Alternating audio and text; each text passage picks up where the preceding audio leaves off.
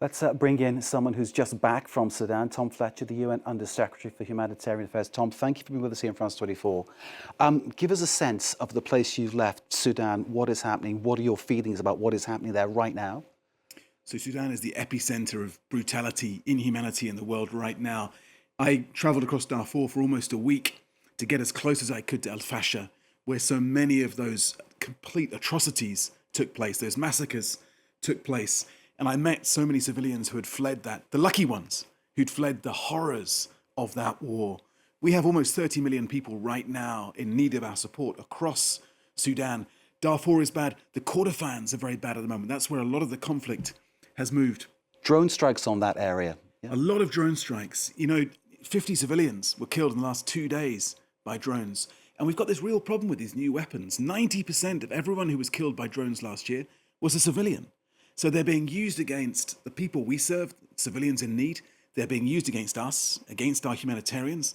The basic rule of law is protect humanitarians, and yet our people are being killed in massive numbers. This is the real horror of the story, because one would expect, one would hope that people who are there, like you, to try to help people who are basically being forced from their homes, whose lives are put at risk, would at least have the possibility of working in some kind of safety. But that's not the case. It's not the case. And we have several challenges. We have a big funding challenge. Last year, our Sudan programs were about 32% funded against what we actually needed. We've got big access challenges. It took me 3 days to get to Tawila, cross-country, 40-odd checkpoints, many of them manned by child soldiers, different militias. So logistically, it's very, very tough, real security problems as well. And then when you get there, you meet the survivors and you hear the stories of what they've been through. A woman I had the privilege of meeting, she had seen her own family killed in front of her in Al-Fasher. She'd gone next door to her neighbor's house, everyone killed apart from a tiny, malnourished 2-month-old baby. She'd managed to scoop up that child and carry him along the most dangerous road in the world. She'd been attacked and raped on that road by the militia. Her leg had been broken, but somehow she'd got to us. And I was able to hold that child. He held my finger, you know the way a child holds your finger. And I knew that he would survive because he'd got to us because of her courage and her humanity. And if the world could just come with a fraction of that kindness and courage, then we could deal with these problems. It's incredibly moving, the testimony you're giving us here, Tom. And you mentioned it just in the run-up to the beginning of that story about going through checkpoints with child soldiers. Again, that opens a whole different level of problems, the use of child soldiers in that context. Absolutely. You're looking at generations of trauma here being passed on. And unless we heal those wounds of history, you're going to have future generations coming back out, being radicalized by that violence.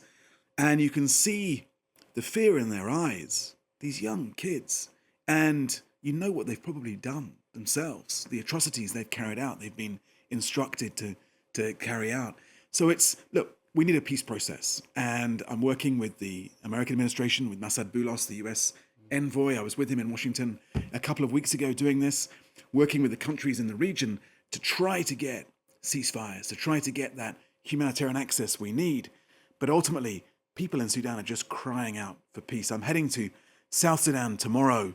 This violence is exploding outwards to the countries of the region as well, Chad, South Sudan and beyond. South Sudan, independent in 2011, breaking away from Sudan, but never being at peace. That's right.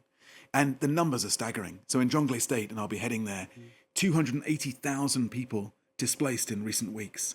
This is unbelievable scale of suffering. And as I say, you're seeing it also in Chad, one of the least developed countries in the world, already huge amounts of poverty, enormous threat of climate change in Chad. So you've got layer on layer of challenges. And the world just isn't responding with the generosity and the solidarity that we need. That generosity, that solidarity is essential. But coming back to what is happening inside Sudan, the risk that your people are under when they're trying to do the basics of their job, it seems incredibly unfair that is happening. And I'm wondering whether there's any kind of pressure that can be brought from the various countries that are helping to fund either side of that Sudanese conflict? Because there are countries who are paying for the arms, paying for influence, paying to get some of the resources out of Sudan and exploiting that. Can any pressure be put on them to try to, I don't know, calm things down? I know it's a big question. I know it's probably something that couldn't happen, but what is your sense of that? So it's a key part of the equation. And I talk a lot to the countries of the region, to the Quad, that is looking to get some sort of resolution, Saudi Arabia, Egypt, the US, United Arab Emirates. You know, we're calling not just for people to stop killing us, but for people to stop arming those who are killing us and funding those who are killing us, and more importantly, those who are killing those civilians. And without that regional solution, this conflict will burn and burn and burn, and tens of millions of more people will suffer. You mentioned al-Fasher in Darfur. Darfur, if we just go back a few generations, it's conflict after conflict after conflict. You mentioned Kordofan, where there have been drone strikes. Of course, around the capital, where it all began back in April 2023, still affecting around there, Omdurman, the sort of neighbouring city, still big problems there, clearly. Absolutely. I mean, we're now getting more missions into the capital, into Khartoum. We held a country team meeting there just a month or so ago. We have a fantastic team in country in Sudan, some of our most experienced and bravest humanitarians who are going towards the danger in order to help the survivors. But we need the world to come behind us with that generosity, with the funding, but most importantly, with that political support to stop the conflict. Indeed, and it's getting that, I suppose. I mean, one would hope that the Western world, the rich countries, are 100% behind you. I take it you have that support. We have the support through statements. We have a lot of meetings. We have a willingness to engage. We don't have the funding that we need. We need that generosity.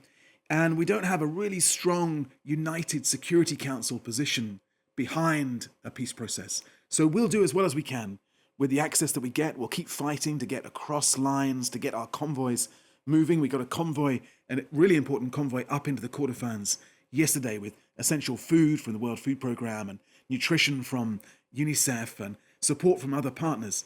But it's just not enough given the scale of what we're dealing with.